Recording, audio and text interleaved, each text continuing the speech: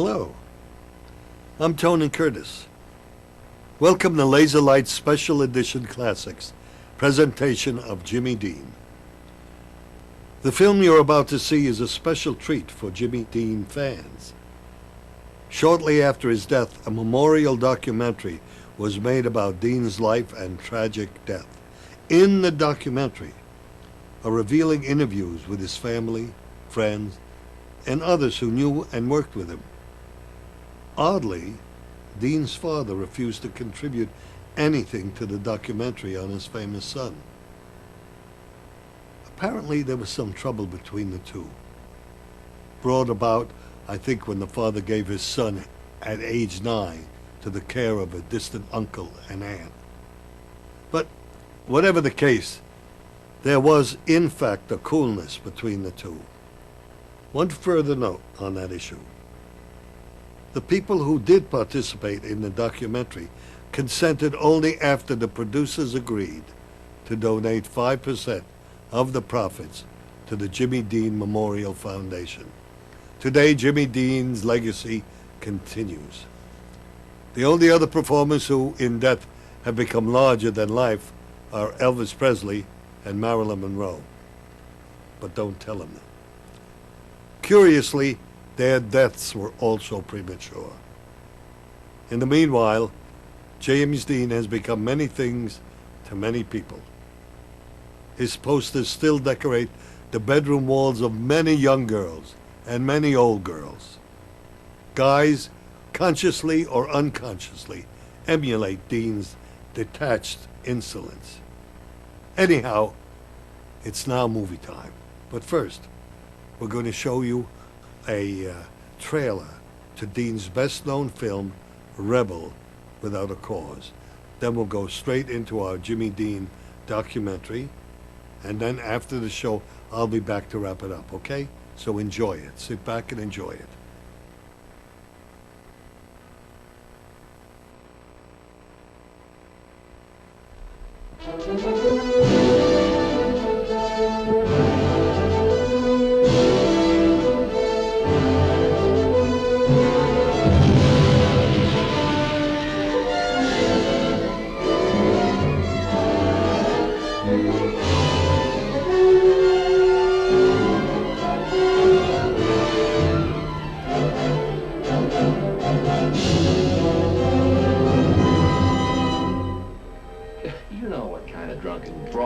Parties turn into. It's no place for kids. A minute ago, you said you didn't care if he drinks. He said a little drink. You're tearing me apart! What? You say one thing, he says another, and everybody changes back again! Girls don't love their father. Since when? Since I got to be 16? Stop that! I love you, Jim. I really mean it.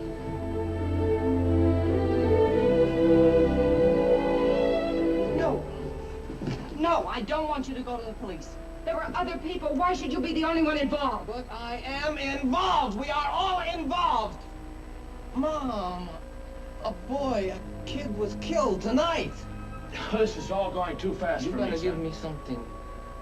You better give me something fast. Jimmy, you're very young. A foolish decision now could wreck your whole life. In 10 years, you'll never know this even happened. Dad, answer her. Stand up! You want to kill your own father! Jimmy!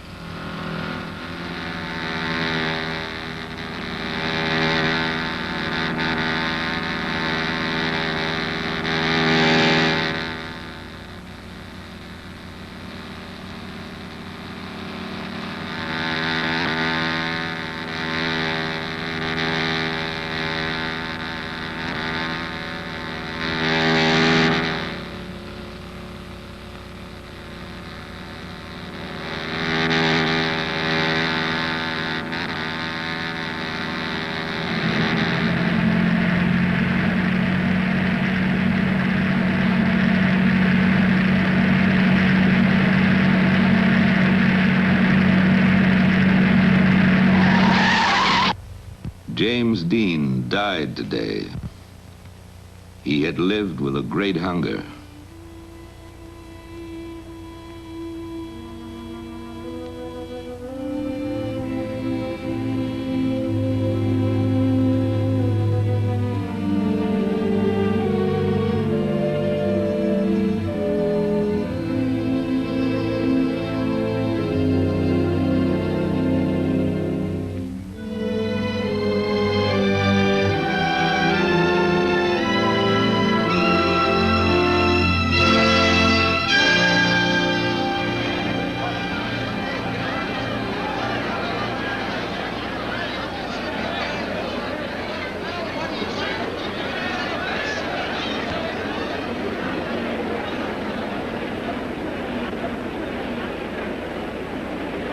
His last film was Giant. When it opened more than a year after his death, Hollywood celebrated with the biggest premiere in a decade.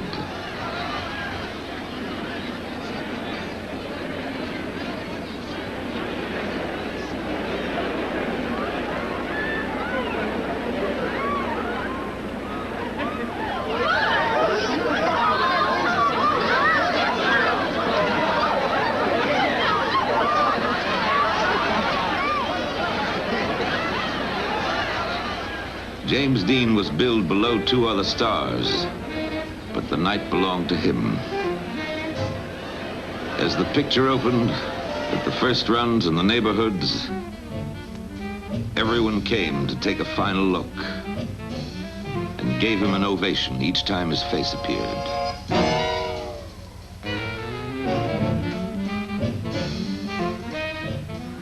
They had made James Dean, and they wouldn't let him go.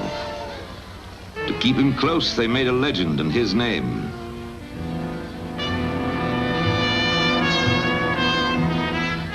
From Maine to Manila, from Tokyo to Rome, he seemed to express some of the things they couldn't find the words for. Rage, rebellion, hope. The lonely awareness that growing up is pain.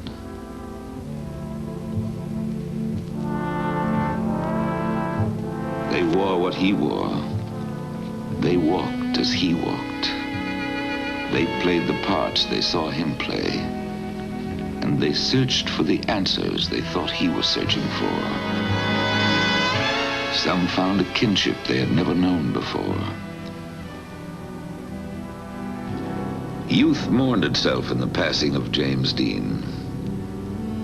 Because he died young and belonged to no one, every girl could feel that he belonged to her alone. Because he died violently, every boy could use him as a warning to his parents. If you don't start understanding me, I could go the same way. A hero made of their loneliness. A legend woven from their restlessness, their energy, their despair. What has the hero to do with James Dean? What has the legend to do with his life? To those who made the hero, to those who wove the legend, this picture is dedicated with affection and with hope. If there is an answer, it belongs to them. To separate hero from legend, we must go back to Fairmount, Indiana, the land where he spent his youth.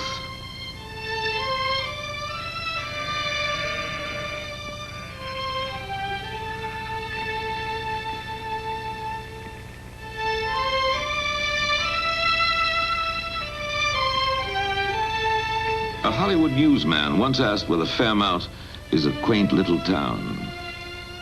Fairmount is little, but it isn't quaint. It's a useful town, used long and well by useful people. Farmers mostly. One of them told us, "It's a pretty good town. Good place for a boy to grow up." There are two ways of coming to Fairmount. We came by road.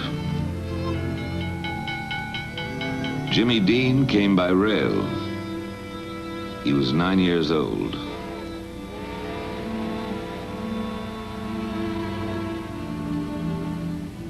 The body of his mother was on the same train. It was a lonesome way to come home.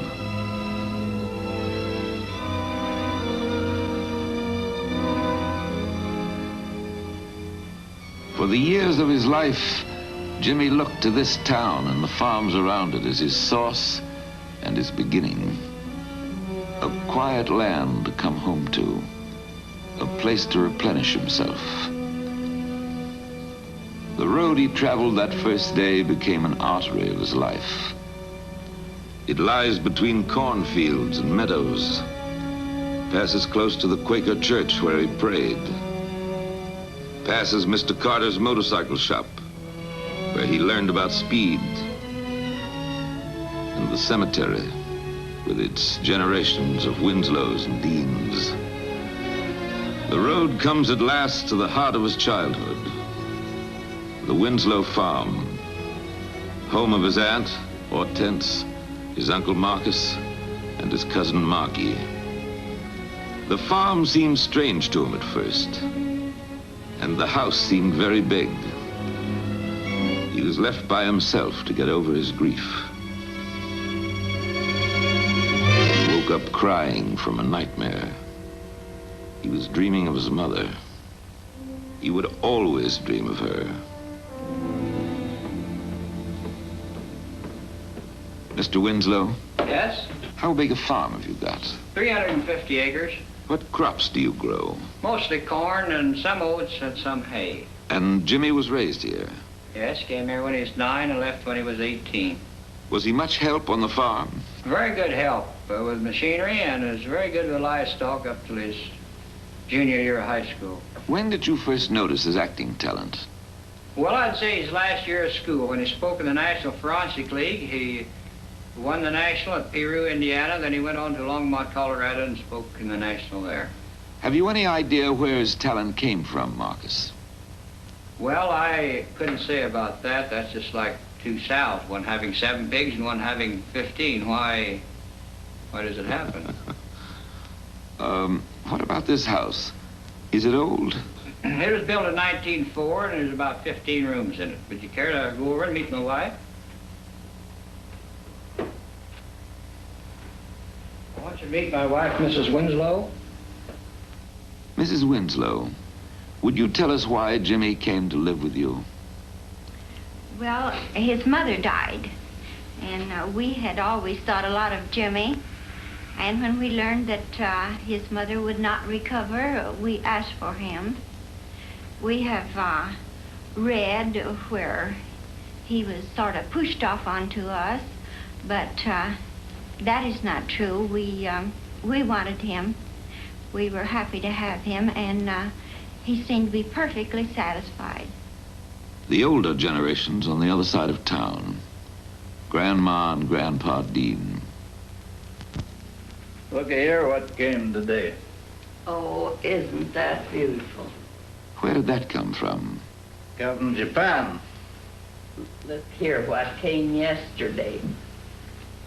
I get so much mail from Japan. Have you any of Jimmy's baby pictures, Mrs. Dean? Here's Jimmy when he was 2 months old.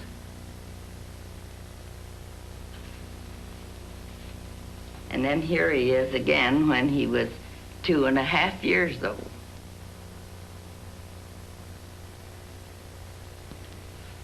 And here's a picture of him on a pony when he was 6 years old. He was out in California at that time. And here he is when he was playing in high school, on the high school basketball team. And he does his 3rd year in high school. This is Fairmount High School. His coach said, Jimmy wasn't too coachable. You had to be careful about changing his style, and I learned not to embarrass him in front of the other boys.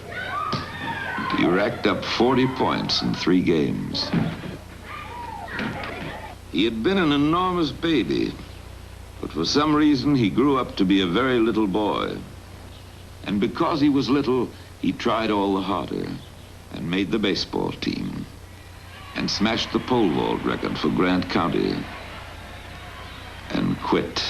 Uncle Marcus said, Jimmy broke 15 pair of eyeglasses just trying to be an athlete. He'd break them as fast as I could get them. Once in a while, he had to bring these home. I was called to see the principal so many times, I almost moved into her office. For the first time, Jimmy began to show another side. He painted the things he saw and tried to put feeling into them. And he succeeded once when he painted his loneliness. But it wasn't enough for him. He felt more at home on the stage, where he could pretend to be somebody else. Adeline Knoll was his acting teacher. She coached him in forensics. Miss Knoll, what had Jimmy recite at the state forensic meet? Jimmy chose The Madman Story by Charles Dickens for his reading. What special thing set him apart? Well, Jimmy, as in anything he did, put in his whole heart. He had wonderful use of his eyes. I think his eyes were one of the most effective things that made an impression on the teachers at the meet.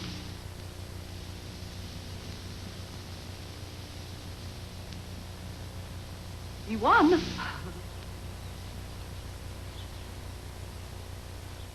I have a picture here of an orchid that Jimmy painted for me. It was the day following the first showing of the junior play. The cast gave me this orchid, or gave me an orchid, and it was the first orchid I'd ever received. Jimmy, who made the presentation then, came over and gave me a kiss. The next day he came into my classroom and asked for the orchid. I didn't know what the child wanted. He took it to the art class and painted this for me, which I have prized through the years. Then he said, now you can keep your orchid forever. It's one of my prized possessions. Mr. Carter, who owns this shop, says Jimmy was really a pistol. They called him One Speed Dean. One speed, wide open. Mr. Carter, would you show us Jimmy's motorcycle? Yes, sir. This motorcycle here is the first one he ever owned. This is a 1947 Czech job. It's made in Czechoslovakia. It's rated at 1.5 horsepower, and it will run approximately 50 miles an hour. How old was he when he got it? 15. Where did he race his bike? We had a field adjoining the shop here that we got off the neighbor. We rented it, and we built a small track on it. And Jimmy used to go over there and run around this track, which was absolutely no official track, but just something to play on. He used to broadside it around, and we had a great time with him. He at one time came in here. I had a public address system, and he came in here and wanted to know if he could talk on it. And I told him yes, he could. So he got back in the corner of the shop here and put a speaker outside, and he put on a race, an imaginary race.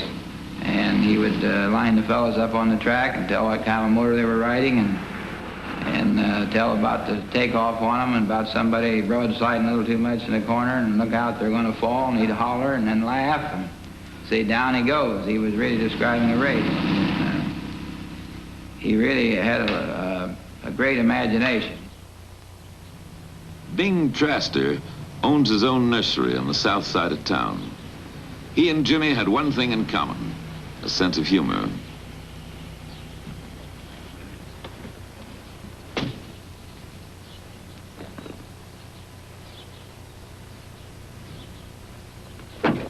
Mr. Traster, have you known the Dean family very long?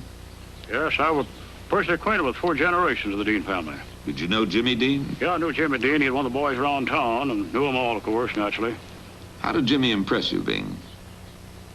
Well, yes, Jimmy had a little something up here that the other boys don't have, or haven't had, or haven't noticed it in them.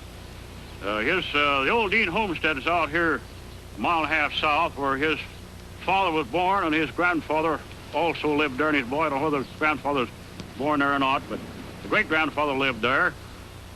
And when Jimmy kind of get down the dumps or get the blues, he'd get on his motorcycle and go out here at the old home place, the old homestead, and meditate a while. It seemed to derive a certain amount of comfort from it, being where the ancestors used to live. And he had spiritual values that the average kid didn't seem to have. Is there anything out there now? Shade trees, a few fruit trees, some weeds. The farm's changed hands since the Dean people lived there. What about Cal Dean? Well, Cal Dean was an auctioneer. He was a farmer to begin with. He went someplace up here about Banco, which is in the northern part of Wabash County, to attend a sale. And the regular auctioneer didn't show up, so they called for volunteers, and Cal volunteered and got up and cried the sale and made a big success, and he was a sale crier from there on. He was Jimmy's grandfather? No, he was Jimmy Dean's great-grandfather. His great-grandfather, a man about my size, a little larger, a little more bay window. You think he got his talent from Cal Dean? Well, yes, Jimmy got quite a bit of talent from the Dean family. They're all showmen. Old Cal Dean, the great-grandfather of Jimmy, he was quite a showman himself.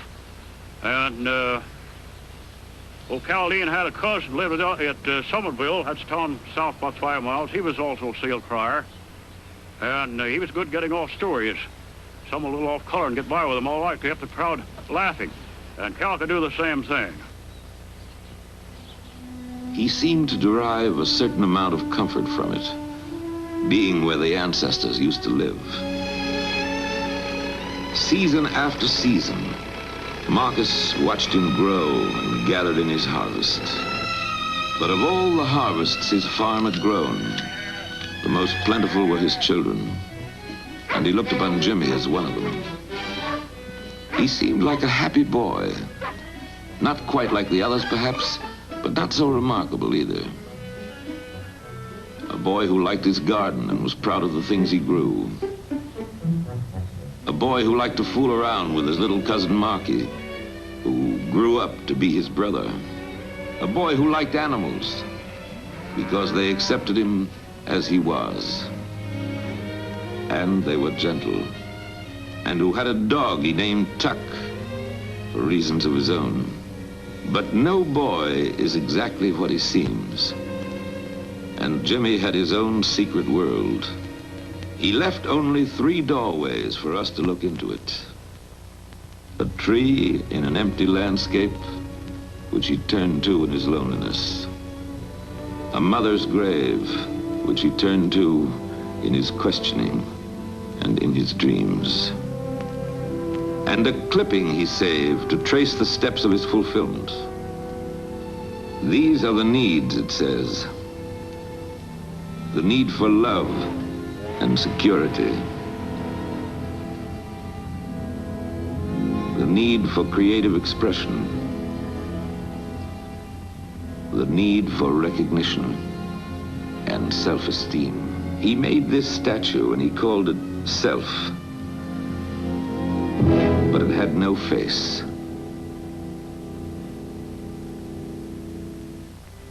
It seemed like something happened to Jimmy. He started pulling into himself and didn't share things with us anymore. But maybe that's just growing up.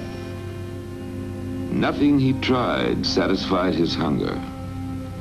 He began to say goodbye to Fairmount in his childhood. Restlessness possessed him. He must move somewhere. And motion makes any road seem right. He must find a face for the image he called Self.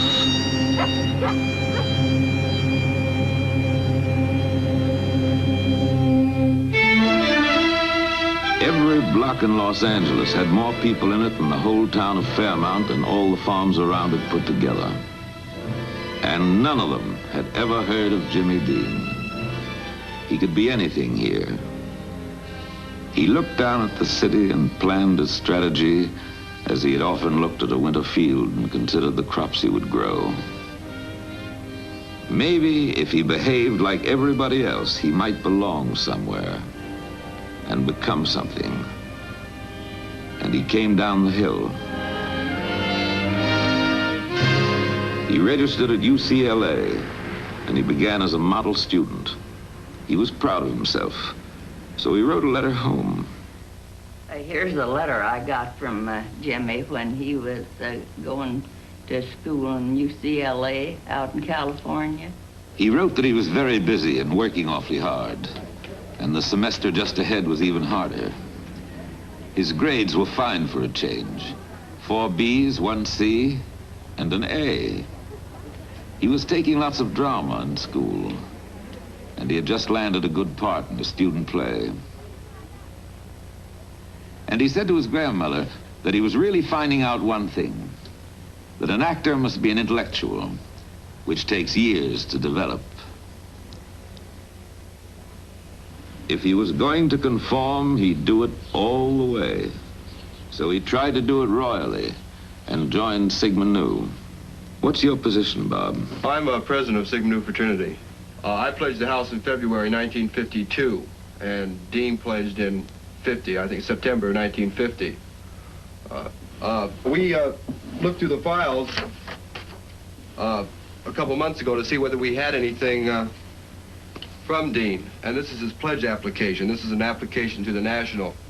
In the financial records, we, after his 4 months of pledging, we noticed that he has a $45 deficit on his house bill, which he never paid, of course. John, when did you meet Jimmy? I first met Jimmy Dean in fall of 1950 during rushing, and I was quite impressed with him. I talked to him several times during rushing, and he seemed real sincere, though he was quiet. Well, he pledged, and then it became quite apparent after a couple of weeks that the controls that are exerted over a pledge were a little bit, he just couldn't accept them was the main problem. Things like, missing Monday night meetings. He had his original, or his final bit of trouble, I guess you would say, and it ended up in a fist fight between he and one of the pledges. And he walked out in a huff, and that was the last anyone ever saw of him. Who am I, he wondered. I don't want to be alone. I don't want to be different. I need people, but I keep pushing them away. I've got all this love to give. He took his envy to the beach. He looked at the ocean, and he was jealous of its power.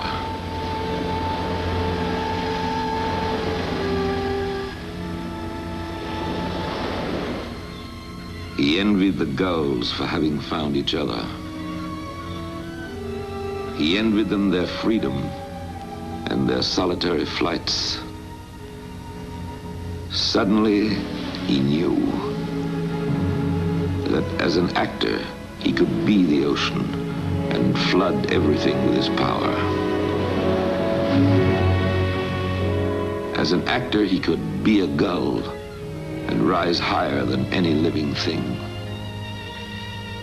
He would become an actor, really an actor.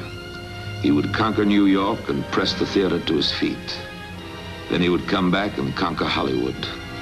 He would rise so high, he would almost vanish, and everyone would beg him to come back. And he saw a dead bird in the sand and wept for it.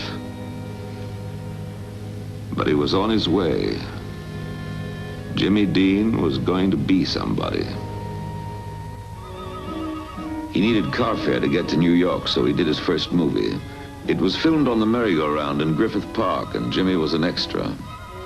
A 1-minute commercial for a soft drink company. The ride took him all the way to Times Square.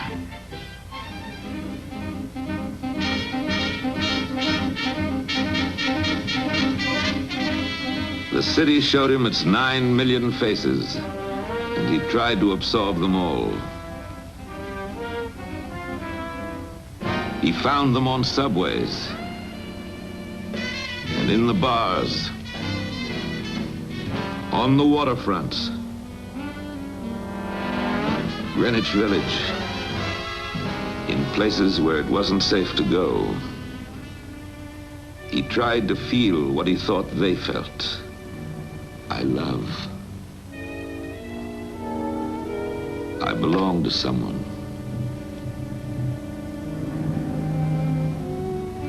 I don't belong to anyone. Always the onlooker. Always just outside. He began to push at the walls of his own isolation and break into the lives around him. He would borrow a laugh, a sudden gesture,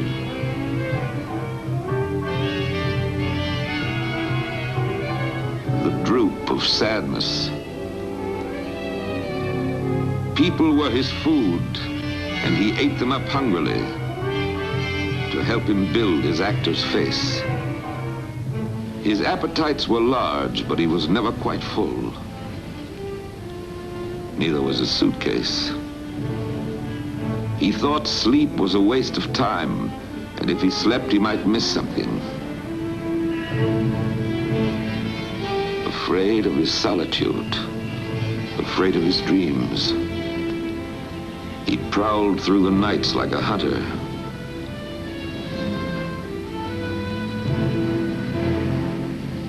He'd borrow a paper to see what was playing on 42nd Street. And he'd go to 3 features to stretch out the night.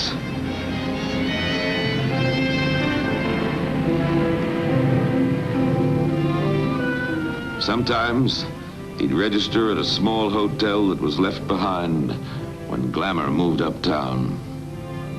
And when his money ran out, so did he. But he found a second home. Jerry's bar, where he was always welcome. The gentleman on the left is Louis. He was Jimmy's favorite waiter. The one on the right is Jerry. He owns the place. How was his appetite, Jerry? Always spaghetti. He was a spaghetti boy. He says, I'm going to be an Italian by spaghetti eater. He laughed like hell because he thought he could roll him just like an Italian. I taught him once, and he followed again and again. And he used to laugh every time I looked at him. He could roll the spaghetti just like if he was born in Naples, Italy. Care to comment, Louis? Well, I can just say plenty about him because he used to come in at times, you know, that he didn't have anything. That's when he first started. And he used to ask me or ask the boss, is it all right if I get a plate of spaghetti? And you make good for it? So the boss said, sure, go ahead, give it to him, you know? And so things and so on. Did he ask for anything else? Yes, he did. Many times I give him rent money. And he always paid me back. When he made it, he paid me back. Then he promised me, he says, Louis, he says, if I ever get up on top, he says, I'm going to take care of you. Could you tell us about the champagne episode? You mean when he came in with the bottle of champagne that he bought from the outside? Well, he came in that night, he had the champagne wrapped up in a bag, a package, and he told me, he says, Louis, come in with 3 other boys, and he says, Louis, he says, give me a few glasses here and open this bottle for me. So I said, Jimmy, I said, look, it's against the rules of the house, and I can't do that for you. But if I do that for you, I said, I lose my job. Because we carry champagne in here, and you can't bring it in from outside, you know? Just buy it here. So take that home with you, in other words, and you buy some here, and then you drink it up. So he got so peeved that he opened the bottle, he ran to the beer cooler, and he dumped the whole bottle in the beer cooler. Then after that, he says, well, bring me some champagne. I said, what do you want, a quart, a fifth, or you want splits? He says, bring us 2 splits. Then he bought 2 splits, and he says, well, divide it up between us. There was 4 of them. Did he ever bring his drums? Oh, bongo drums. He used to come in there, you know, for a couple of nights. He used to bring it on his back. He used to carry it on his back, you know, with a strap. Dungarees, you know, and the thing, he looked like nothing, you know. A lot of people used to ask me in the place. They'd say, who's that boy there? What is it? He goes, boy, he's going to be a big actor someday. I'd say, you're crazy. I said, it's Jimmy Dean, you know. Said, nobody wanted to believe it, you know. So anyway, he came in with the drums, and he started to rap on the drums, you know. And he was making so much noise that everybody was getting annoyed in the place, you know. So I went over to him. I said, Jimmy, I'm sorry, but you can't do that. And he got peeved again. You know, he was a boy that, I don't know, he was hard to understand, you know. It's a wonderful, generous city behind the brick and mortar, Jimmy said. and it's full of perceptive, wonderful people. People he wanted to work with. People he wanted to know. People he hoped would respect him one day. Whose names were written in lights, and he wondered how it would feel.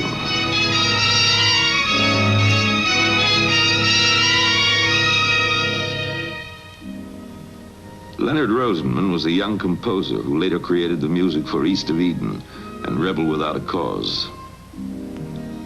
To save expenses, they took an apartment together. It was a 5-story walk-up with portholes like a ship. Jimmy called it a wastebasket with walls. If he pressed his head against the window in a certain way and squinted through one eye, he had a grand view of Central Park. It wasn't Indiana, but it was full of trees he could sit under. He began to imagine himself as a deep thinker. An actor must know everything about everything, he said. But in his hurry, he settled for less. He stood still long enough to make friends with a girl.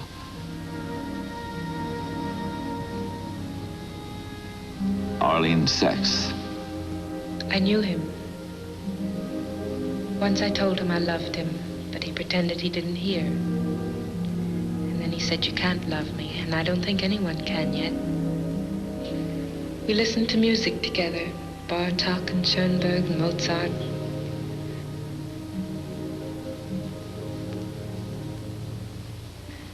And he read me The Little Prince. It was his favorite book, because it was about him. It told about a little boy who came from a star where he planted a rose. The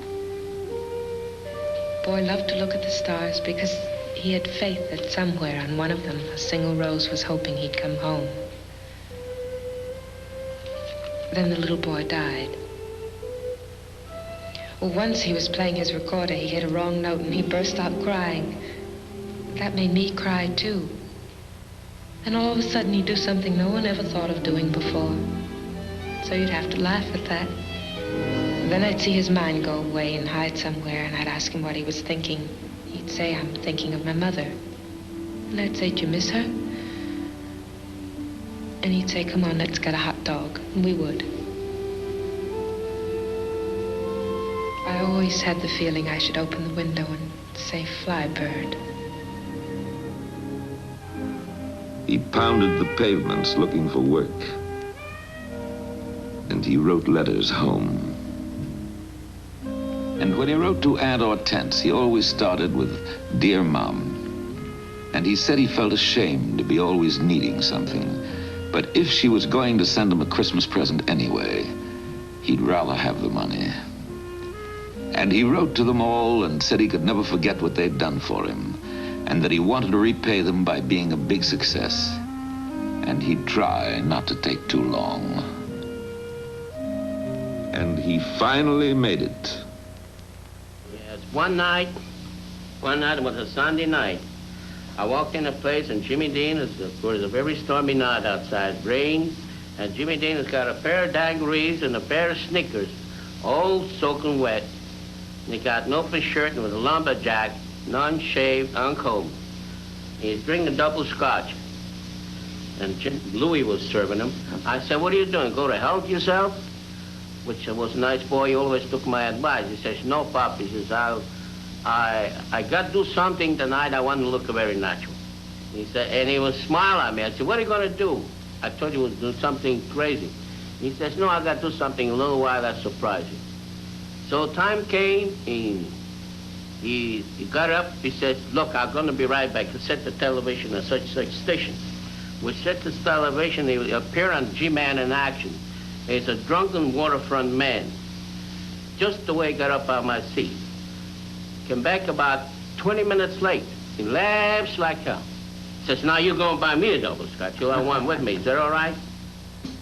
Jimmy developed a reputation as the most troublesome young actor in New York. When he came to rehearsal, his directors never knew from minute to minute just what he planned to do next. Or if he planned to come at all.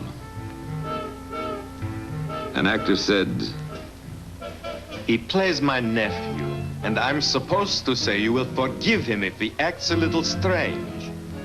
But how can I say he acts a little strange when the son of a gun is crazy?" why do I do these things, Jimmy wondered. And he really didn't know. But he wanted more than television. And a small building on an unimpressive street drew him again and again. The Actors Studio. Lee Strasberg taught here. So did Kazan. To be the best, he had to learn from the best. He would prepare himself. He tried a new experiment. He got a haircut and joined a dance class to get his feet out of the furrows and to find an actor's grace.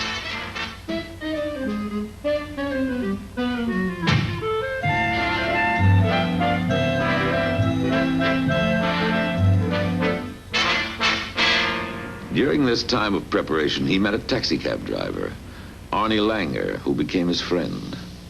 First time I met Jimmy, he had a date with a girlfriend of mine. Brought her over to meet me. I didn't know who he was. He hadn't been in the movies yet. He was on TV, but I drove a hack at night, and I never saw him. So he was just a guy. He came in the house. He was very shy, and didn't impress me. And we went down. We bought some food, which I paid for. And we got up the house. We ate. It wasn't included in part of it. There was 4 of us, and he was like out of it. He was always studying people, taking their physical characteristics and using it in his acting. Like the day after, one night after I met him, he told somebody the next day when he went up for, I think it was Battle Cry audition, that he was going to use something. He was going to make believe he was Arnie, because that day he decided he would take certain things from me. Like I used to go like this. He would use that, and he used objects beautifully. He was always, he had a way of diverting attention from other people. Like if somebody else was reading a line, he'd do something like, like this, and the whole audience, be looking at that. And that was part of his sensitivity. He felt he was ready to audition for the Actors Studio. So he went to see an actress named Chris White. She was trying for the studio too, and he hoped she might help him. She said, "I wrote the scene for our audition, which Jimmy promptly rewrote. We rehearsed for 2 months, and he never played the scene the same way twice, even the day of the audition. But it was a terrific improvisation, and they let us stay on 3 minutes longer than anyone else." The letter he wrote home was full of excitement and repetitions. He was proud to announce his membership in the Actors Studio, he wrote. It was a great honor to be in a great school full of great people like Marlon Brando and Monty Clift and June Havoc. And he, James Dean, was the youngest to belong. It was great. Lee Strasberg said he was a natural actor, but very shy, sensitive about people getting too close to him. And when Strasberg criticized the scene he did, Jimmy walked out of the Actors Studio and never performed there again.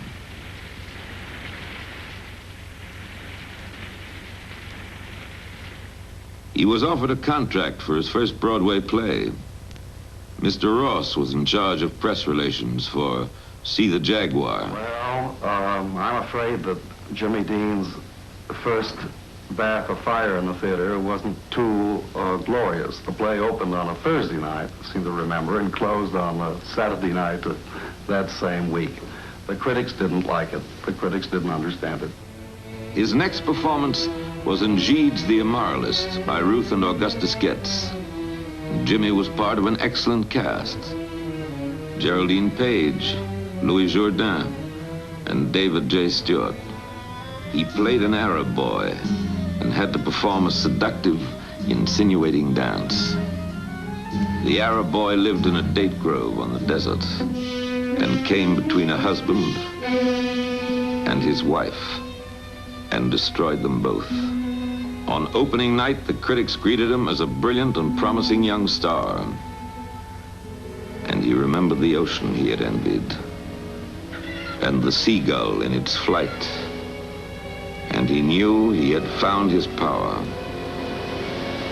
The theater and its people made him welcome. But he fought with the producer and quit the show 2 weeks after it opened. In New York, he had won the reputation of a rebel. He had denied himself all the things he wanted most. He had denied himself the pleasure of his own success.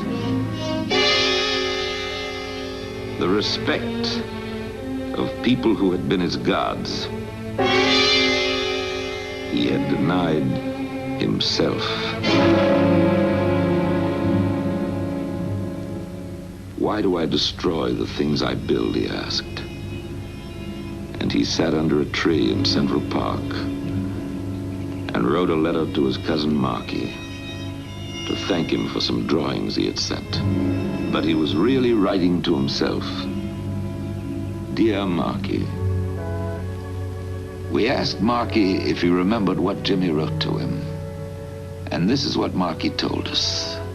Jim said he wanted to thank me for my drawings, but he had to warn me about something. He said it's easy to draw pictures of soldiers and people shooting guns and jails where they lock people up. But he said I shouldn't draw these things because they aren't good to draw.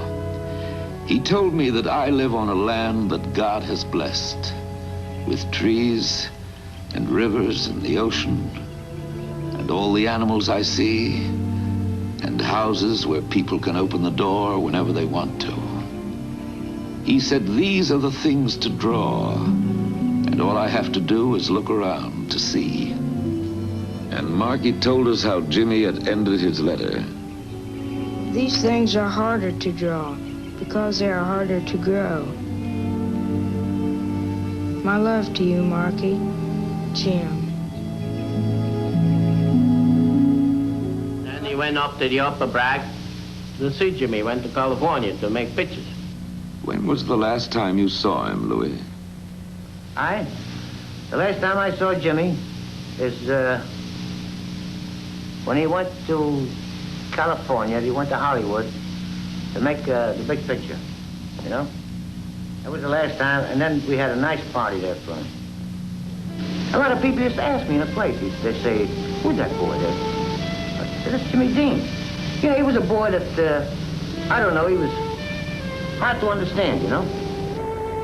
He was flying to his director, Elia Kazan. When he chose Jimmy for the part in East of Eden, Kazan said, Jimmy was it. He was vengeful. He had a sense of aloneness. He was suspicious. He let you into a private club that had only a few members. Fly, bird, fly.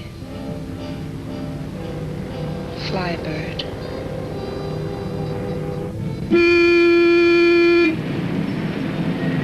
He had come to the most dangerous battleground of his life. Suspicious of everyone, he took note of possible enemies. The probing eye, the listening ear, the audience. Watch out. They can corrupt you.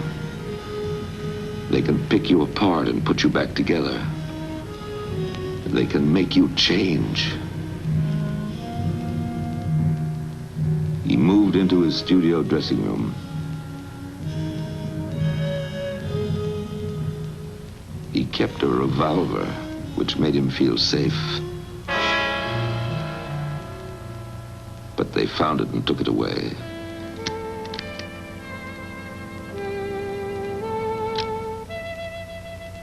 He bought a new motorcycle so he could move fast and alone. He dressed as he always had, because old clothes were familiar things in an unfamiliar place. And he never judged a man by what he wore, never did. When he roamed its streets as he had roamed Times Square, Hollywood said, "Look at those boots. Who does he think he is? Marlon Brando?" But the more they criticized, the more he refused to change. He felt that he owned so little, he had to defend it a lot. Possessions were important to him. To be able to buy the things he wanted meant that someone was treating him nicely, even if that someone was only himself. And when a stranger broke his headlight, he cried like a child, as if he were the one who was injured. The Villa Capri reminded him of Jerry's Bar in New York. He felt safe there, because Patsy and Billy were almost like Jerry and Lou. They took him as he was and accepted his suspicion without comment. Well, he used to come in almost every night, and he used to come in really after work, and he used to dress with overalls, just to the way see any man working dick ditches, you know.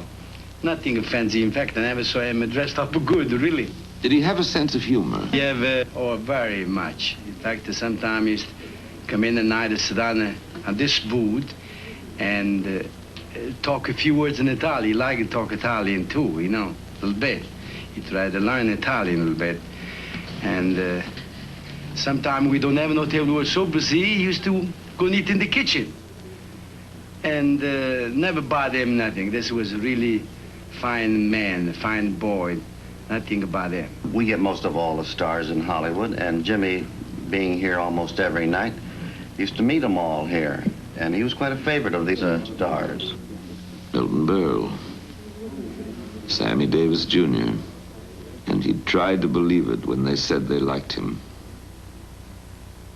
When he started work on East of Eden, he discovered that a movie actor has to get up earlier than anyone else. He trusted Kazan because Kazan seemed to trust him and allowed him to pace his own performance. They had signals. When Jimmy was ready, he'd whistle. And Kazan knew he could begin. Stand by. Action. William Zinz's review in the New York Herald Tribune was not only a description of his role in East of Eden, but also of Jimmy himself. He wrote, "Everything about him suggests the lonely, misunderstood 19-year-old. He has the wounded look of an orphan trying to piece together the shabby facts of his heritage. Occasionally he smiles, as if at some dark joke known only to himself. You sense badness in him, but you also like him." Before Eden was finished, Hollywood knew that James Dean was the most important new star of the year. It gave him the courage to take a chance on himself and to fall in love for the first time. She entered his longing and his life, bringing a depth of compassion and a hopeful, half-remembered tenderness. She quieted his violence, and he felt himself grow still. And for the first time, he found the timid belief that life was possible. He slept through the nights without dreaming. He began to enjoy. He began to share. It made him very happy. And he found a friend. He said, "I have one very close friend, and I feel so happy." Isn't that strange? Come on, Nick. Lou Bracker lived in a secure home with a real mother and father and 3 hot meals a day. Come on. Hi, Lou. What's your dog's name? That's Michelina. She's a 3-year-old Labrador. And she was about a year old when Jimmy was here. He spent a whole summer trying to get her to dive off the board, but she never would do it. She still doesn't, as a matter of fact. Lou invited us inside to show us some of Jimmy's things. Here's a box of stuff that Jimmy gave to me to keep before he, about 2 weeks before his accident. It's just personal belongings. Here's a bunch of fan mail that came to him personally. He didn't turn it over to his fan mail service. Here's a couple of snapshots of Jimmy working on his car before the Palm Springs road races in 1955, which was his first road race. Here's a guy that wanted to sell him an oil well. Some phone numbers and a Diners Club bill. Here's a little write-up after the Palm Springs races. It says, third spot went to young motion picture actor James Dean, driving his first race in a Porsche Speedster. Here's a note from his laundry saying that a sheet was damaged and they couldn't launder it. A bank statement with a telephone number on the end of it. Some more telephone numbers. There's something from the Screen Actors Guild letting him know that his dues are jumping. Telephone number. I don't know how Jimmy ever kept track of his telephone numbers because you never could be quite sure where yours was written. Because it was the way he used to file things, just throw them in a box. And it might surprise you or the audience to know that Jimmy was fantastically interested in business. He himself always wanted to have his own company. As a matter of fact, he wanted to become a director. He felt that there was more room for self-expression, certainly more freedom of movement in being in direction than in acting. So actually he was learning a little more how to get along with strangers, and also the things that he would read about himself hurt him. He would be bothered when someone would say that he was mean and disrespectful, because actually he wasn't. It was just, they took silence to mean that he cared little or nothing for him. They didn't have the insight or didn't care to exercise their insight in knowing that here was a shy boy that just didn't know how to approach him, and they didn't make, instead of making an attempt to approach him, they just said, well, they just wrote him off. It seemed that he was always losing the people he cared for most deeply. So it had always been, so it would always be. So be it. He became the night wanderer once again, looking for a place to unload his tenderness and finding none. So he bought a horse and gave it a manger of oats and a measure of love. Lou Bracker has it now. It runs free in Santa Barbara Meadows. He found some relief in racing the Porsche car he bought as a consolation prize to himself.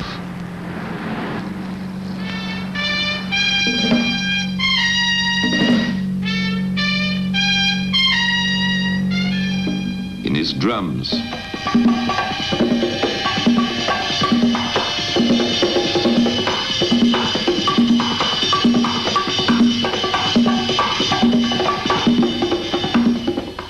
and in occasional people. Glenn Kramer, an actor. Glenn, what happened if no one paid attention to Jimmy? On dates, for instance. Well, I don't know too much about his dating. I know one or two of the girls he had dated. Lily Cardell, an actress. Where are you from, Lily? I'm from Sweden. I was born in Stockholm.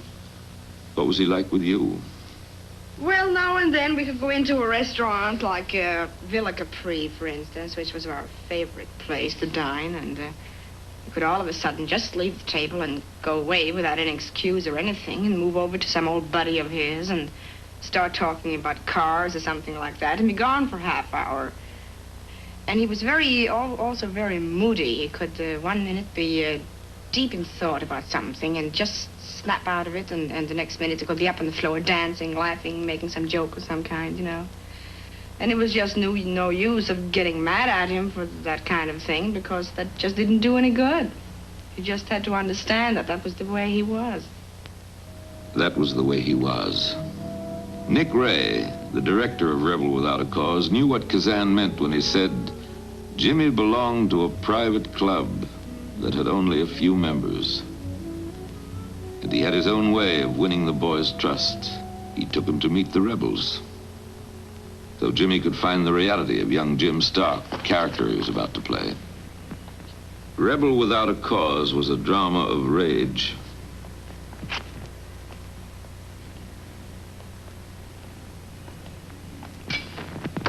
Of a young man suffering, and his battle to bring comfort to an outcast boy who needed him, and to a girl who had never known love. He could expose through Jim Stark the things he had to conceal as Jimmy Dean. But when the film was finished, Jim Stark was gone. The performance was over.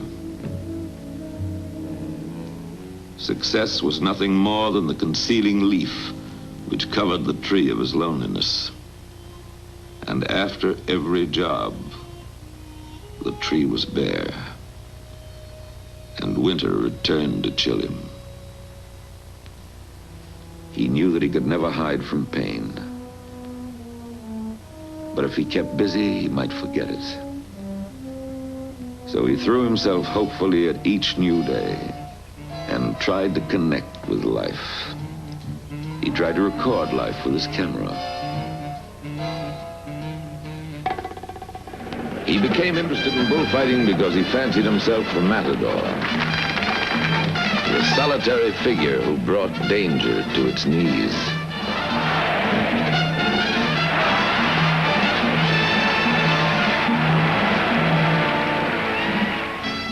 To test the limits of life, he had to approach the borders of death.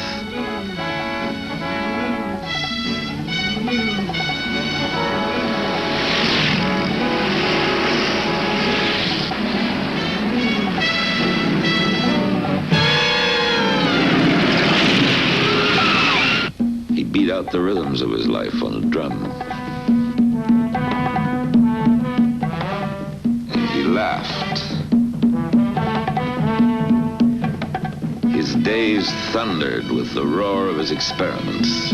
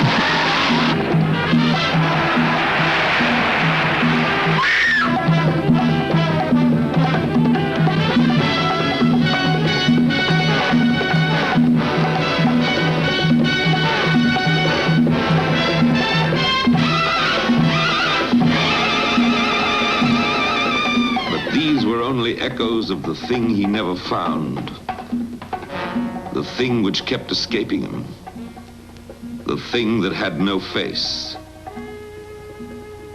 himself. The star was rushing home. Before he could go any further, he knew he must face himself, and he could only do it in Fairmount.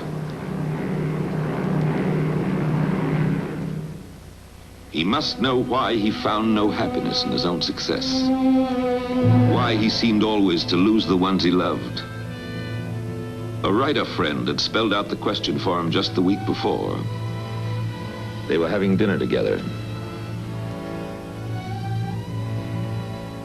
No, I can't explain you, but I think I can draw a picture of yourself if you don't get sore.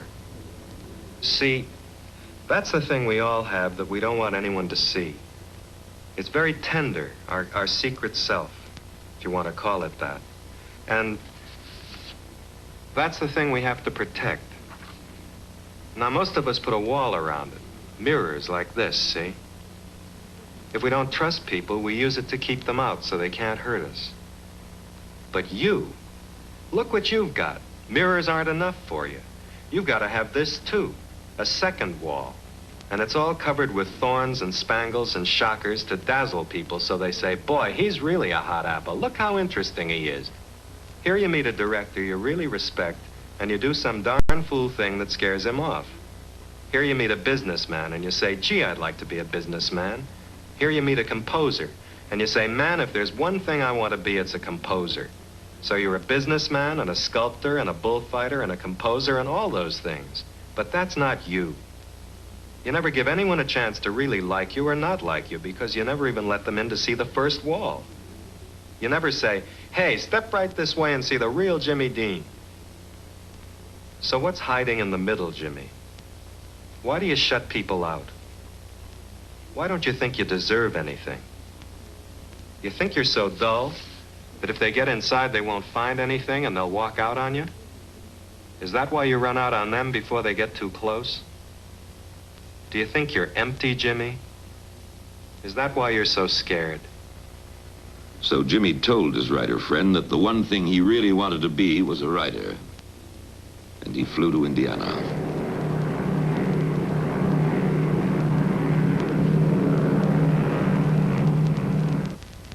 In Fairmount, he put on his farm clothes and listened to the stories people told.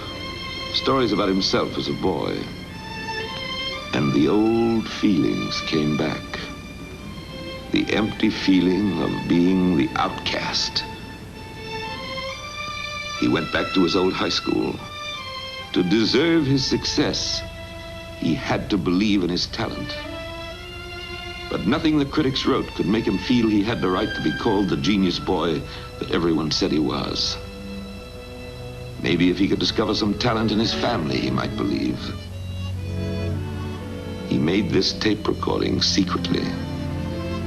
The microphone was hidden in his sleeve, so listen closely. You know, I played a character in the movie East of Eden. His name was Cal. Yeah.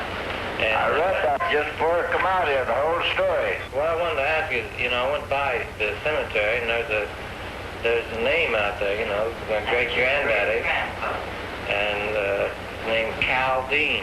Yeah. And it's so funny, you know, that I played the character Cal, and Cal was your father. Well, what was he like? Did he have any interest in art or anything?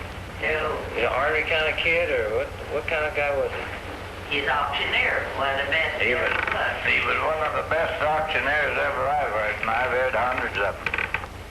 Well, what's it take to be a good auctioneer? What's it take to be a good auctioneer? You got to be a good judge of stock. You got to be a judge of human nature.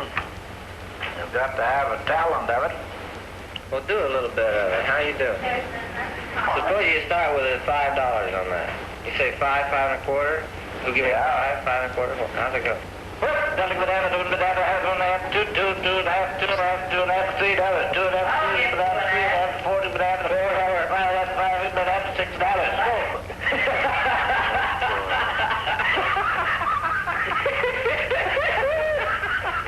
go 5, 5, give me 10, 10 a quarter, 10 a quarter. You go 5, 5, give me 10, 10 a quarter, 10 a quarter. I'll tell you what kills auctioneers. You take a man that talks to the public every day, he'll eventually get too much confidence in himself. He'll pull a lot of stuff and think he's getting by with it, but he ain't. And as soon as the people find out that you are doing it, they'll quit you. That's what kills all of them. That's what kills an actor, too. Same thing. You gotta be an honest man along with it, too. But it didn't fill his emptiness. When he looked at Marky, he saw his own childhood gazing back at him.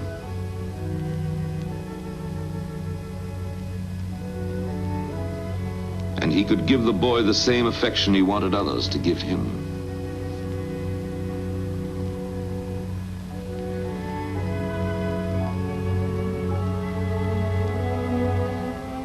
hiding in the middle, Jimmy?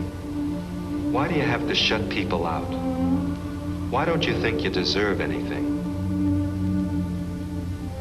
Because I'm bad.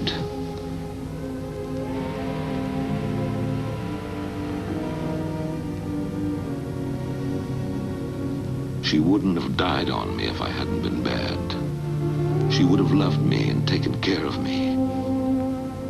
If she couldn't love me, nobody can.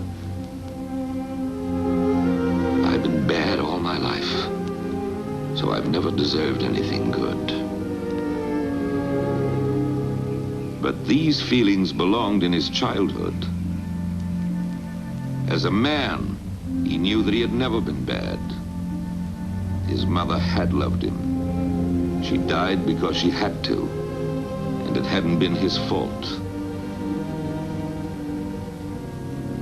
Once he had dared to look at the past, he was able to lay it away with his nightmares in the attic trunk where it belonged.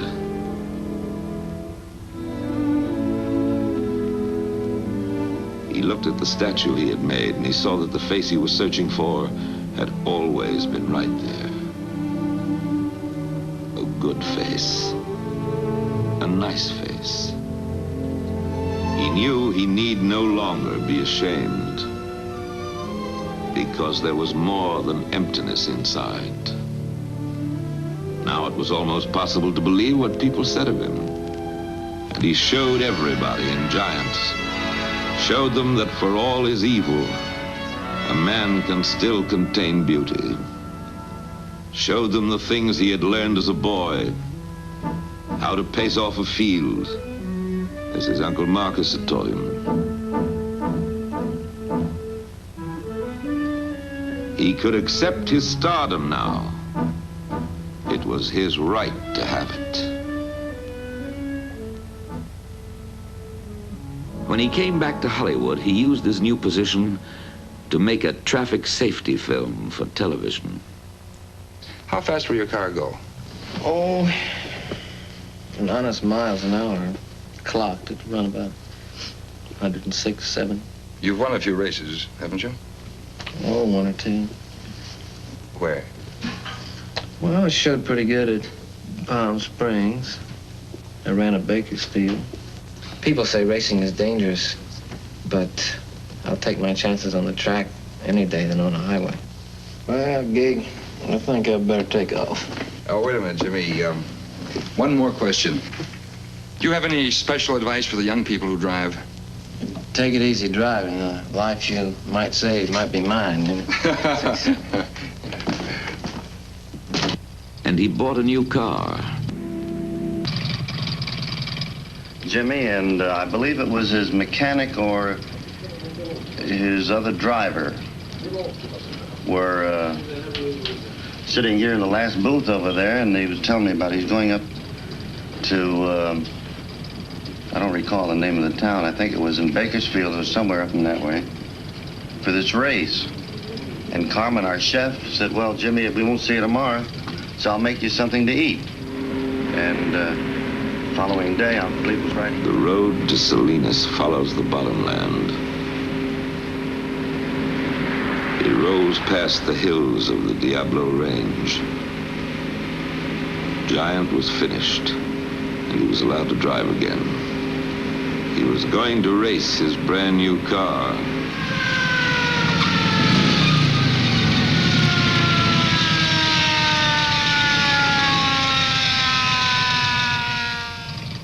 A policeman stopped him once for speeding.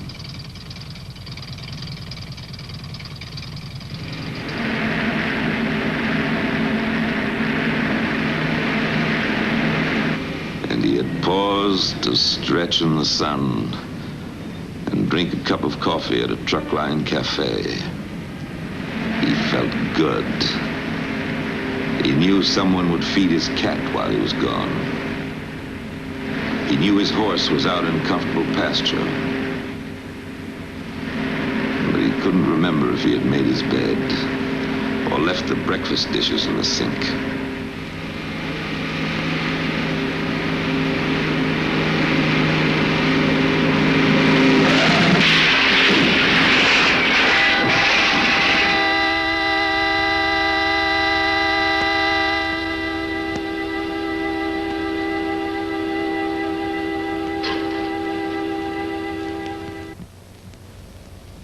Traffic Officer Ronald Nelson of the California Highway Patrol. He reads his actual report, written at the scene of the accident. I received the call at 5:59 p.m. It occurred on US 466 at the intersection of 41, Friday, September the 30th, 1955. It was a sideswipe head-on collision. These are official police photos.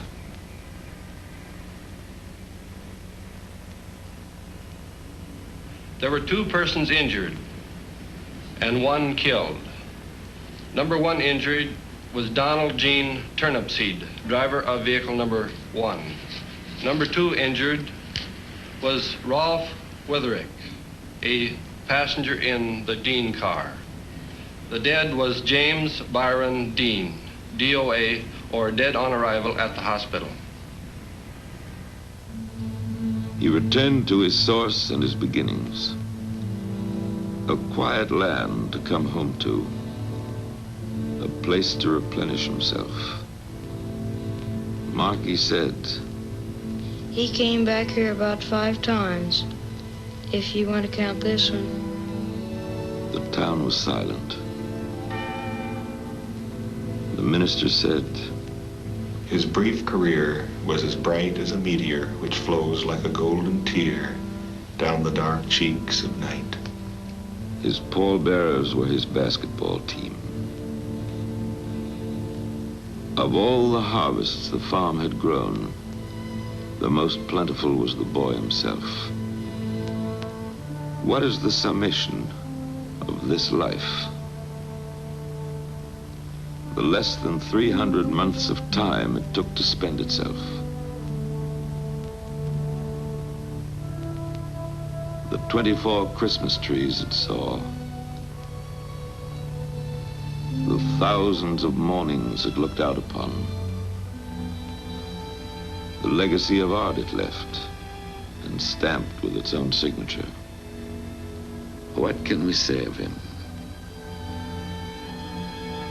We can say that he despised the things he was and loved the things he was trying to become. We can say that he left 2 cherished gifts. He was able to do what few in his generation had done before, to reach into a dark theater and let each person know that they were not alone. And he was able to unveil that single quality which most of us conceal, the wonderful sense of our own inexpressible sweetness. He brings us these gifts for the last time in a test which he made for East of Eden. It has never been shown before. Jimmy is deep in the shadows at the start of the scene. Listen. You're the one that Dad loves. He doesn't love me, never has. This is my son. Aaron, that is, thinks I got a great idea here. And this mother's son, Cal, who saved his money when we were kids and bought him a beautiful jackknife. And you got him a lousy, mangy little old dog you picked up somewhere.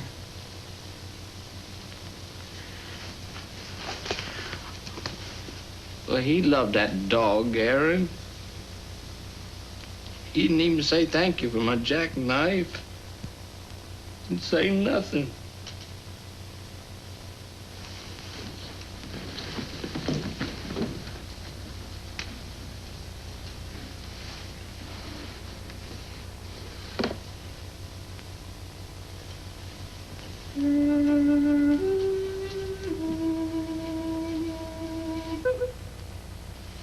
What have you ever done to deserve Dad's love?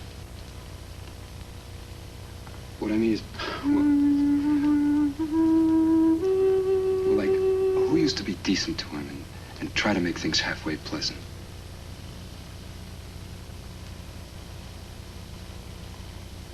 You did?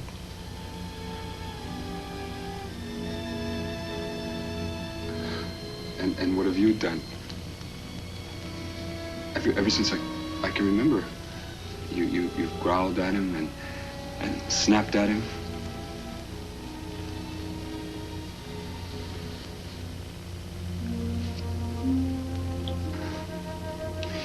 You can't win anybody's love by fighting them every minute, Cal. You gotta fight with them. You gotta show them that you're on their side.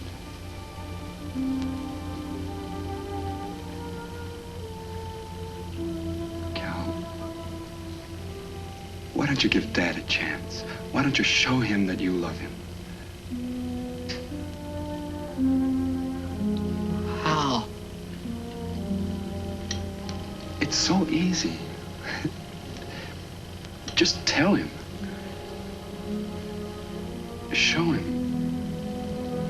Why don't you do something for him?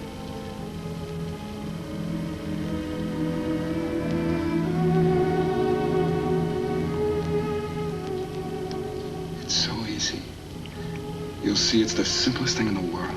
I know it. I know it is, Aaron. Jimmy's own words are his best epitaph. I'm trying to find the courage to be tender in my life. I know that violent people are weak people. Only the gentle are ever really strong. Let me be loved. Let me be loved. Let someone care.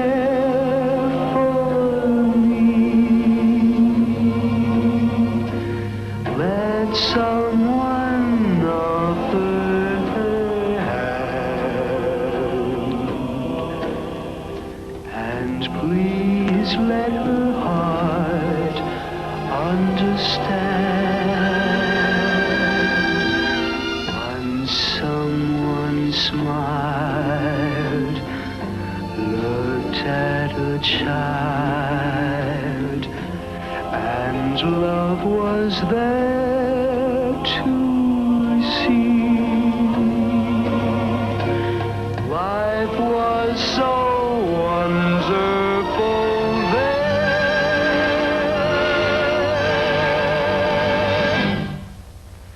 Let me be loved again.